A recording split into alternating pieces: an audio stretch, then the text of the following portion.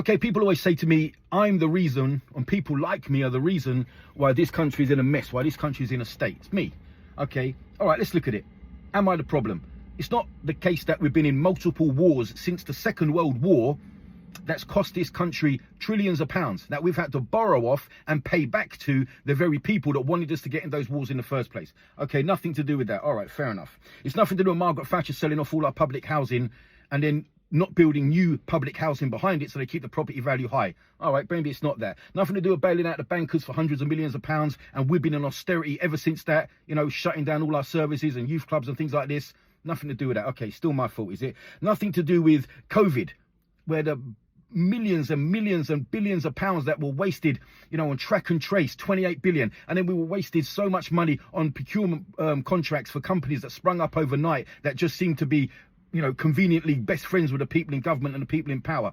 All right, still my fault, is it? Okay, no problem. Not to say that we've sold off all of our industries. We don't make anything. We don't produce anything anymore. You know, the British used to make things. We used to produce and make and export. And now we don't make anything, hardly, okay? Still my fault. Okay, fair enough. It's nothing to do with billionaires not paying tax, earning money here, but not paying tax here. No, they've always managed to have a way out. They always managed to have something offshore that they can refer to and put their money out there so they pay very little tax over here.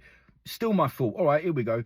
No problem. It's not the case that the National Health Service has got so many outside companies in it, okay, consultancy companies and everything else, where they have to buy their equipment way over the top, spending millions and millions of pounds way over the top what they would have done if it wasn't for these contracts being handed out to certain people that, again, were friends with other people. Again, still people like mine's fault. Okay, no problem. So it's nothing to do with numerous governments, no matter what they've said about immigration, the promise to bring immigration down, but in every government, immigration has gone up all of the time. They don't care who they're in, Conservative, Labour, they talk one thing, but immigration still goes up regardless of what they say. All the waffle in the world doesn't stop that, does it? Okay, all the promises, immigration goes up year on year on year on. Okay, that's still my fault that that's happening. Okay, fair enough. Oh, here's my favourite. This is the best one. Brexit. Sold to us on a lie, okay? Sold to us on making our own rules and doing this and printing lies on the sides of buses and driving them around about how many millions we're going to give to the National Health Service. And then the next day, oh, that was a lie.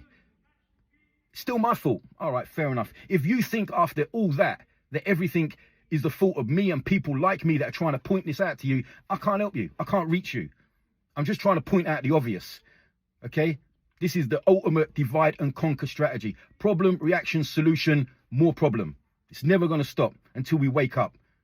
Anyway, people, rant over. Stay blessed, stay calm, stay safe. Peace.